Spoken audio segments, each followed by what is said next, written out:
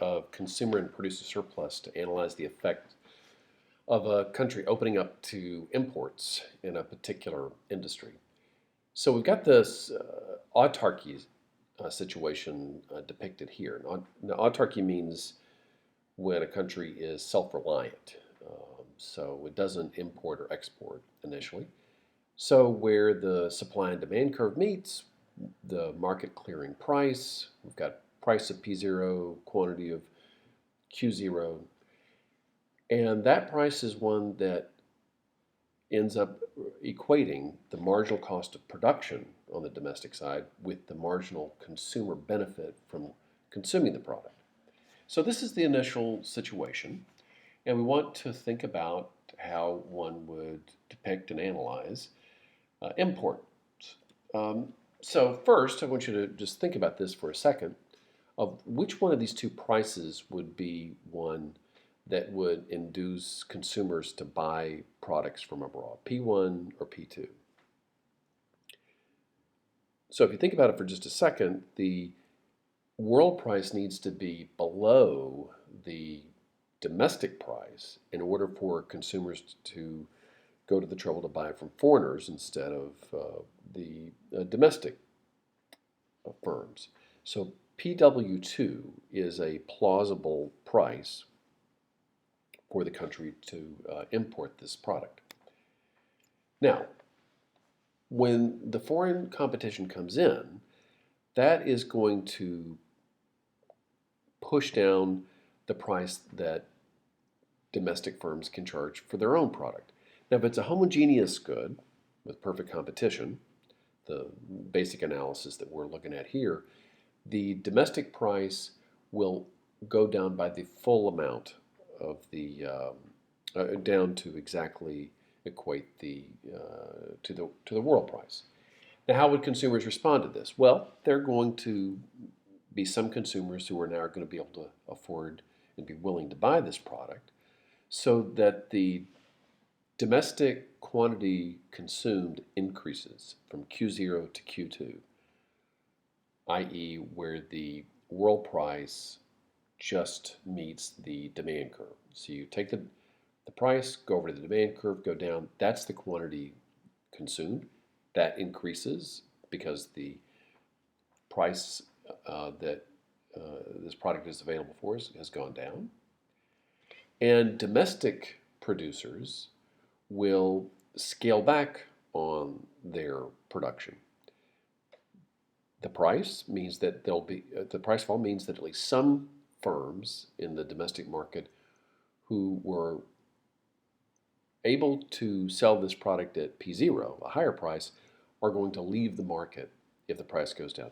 Now, that could be because they're individual firms that leave completely, or an existing firm scales back in its production. We've got an upward sloping supply curve, which reflects increasing marginal cost, so that the decrease in production is correlated with lower marginal cost. And we measure or depict imports as being the horizontal distance between the quantity consumed, Q2, and the quantity produced, Q1. It's imports is consumption minus production on the domestic side. Now we want to use these concepts of producer and consumer surplus.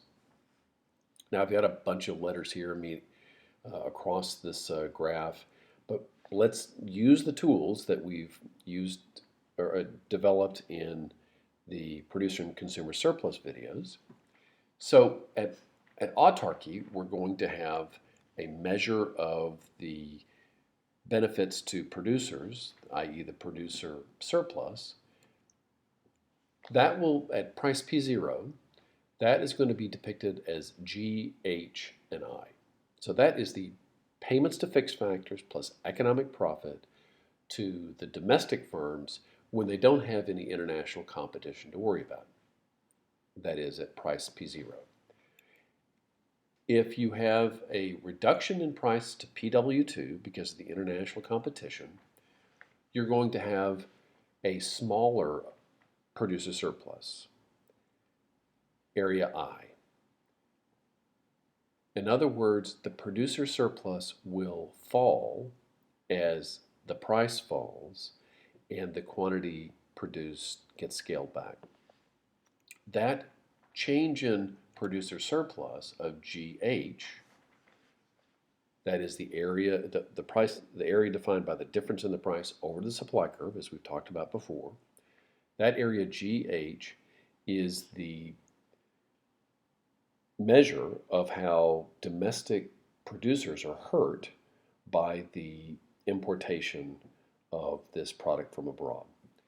Now, these two areas, G and H, have meaning. G is the drop in producer surplus associated with firms that stay in the market and who now have to face a lower price. And H is the producer surplus loss to domestic firms as they scale back production. Consumer surplus in autarky is area A. Again, if that's not clear to you, go back and look at the earlier consumer surplus video. At price P0, you've got consumer surplus of A. Once trade occurs and the price falls, you'll have an expansion of consumer surplus to the area A, G, H, M, N. So an increase in consumer surplus as consumers benefit from the lower prices. So you have a consumer surplus gain of GHMN. And once again, these can be broken up into two parts. G, H, and M is the consumer surplus associated with domestic consumers who were purchasing the product before and now get it at a lower price. So Q0 consumers were buying this before, they continue to buy this, and they will have less money out of their pocket. So GHM is that increase in consumer surplus associated with those consumers that stay in the market. Area N is the increase in consumer surplus associated with people that can now afford to buy this product that weren't willing to buy it at the price P0.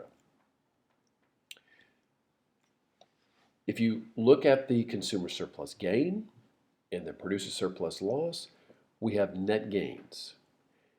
If you consider a transfer between the domestic agents, the domestic consumers and domestic producers, to have no effect on welfare, that we don't really care who keeps the dollar as long as it stays domestically, then the net effects, the consumer gain minus the producer loss, is area M and N.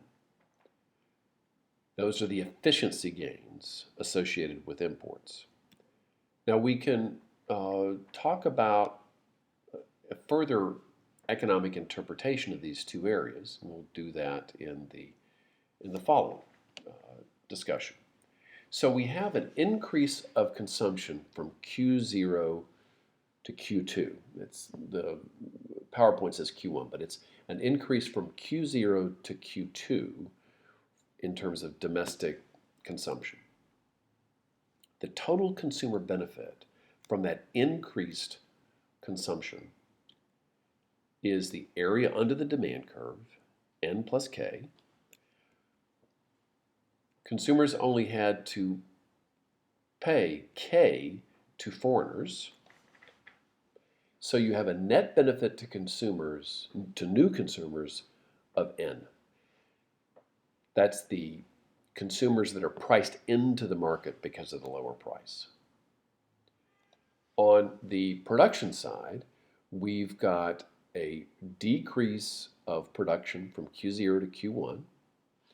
We have a savings on the variable cost of production of MJ. That's the area under the supply curve.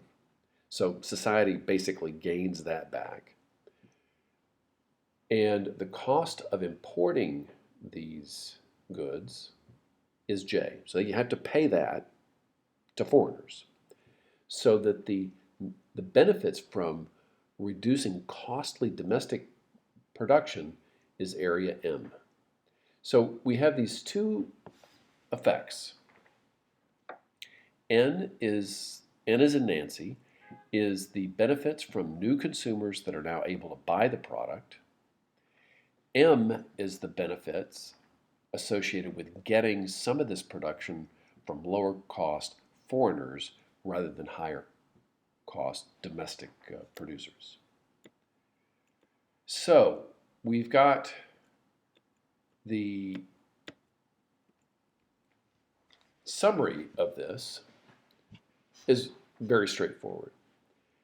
If you import the product, domestic prices will fall because of the import competition. And this possibility of importing the product from abroad will end up helping some and hurting others. Consumers gain, domestic producers lose. But the gains to the consumers outweigh the losses to producers. Now, this clearly is going to cause controversy for the people that are involved in this import competing market, at least in terms of the producers. The workers and the firms that operate in this market are not going to like this. It's going to be no consequence to them that that consumers benefit. They are hurt, but the overall effects are nonetheless positive if we weigh the different groups equally. I also want to emphasize that the consumers in this market may not be only the final consumers. For example, somebody walking in buying a t-shirt. The consumers of these products may often be industrial consumers. For example, many of the products coming into the United States today are imported intermediate inputs. For an automobile industry, cheap steel coming in from abroad benefits a consumer, but that consumer is an industrial consumer. And so you lose jobs in the steel industry if you increase imports at a lower price, but you gain on the auto side, on the user side. In short, with this perfect competition, homogeneous goods story, we can definitely say that the net gains to the economy are positive when you open up to imports. In later videos, we'll talk about how this might be different, if at all, if we had imperfect competition, monopoly, or differentiated products.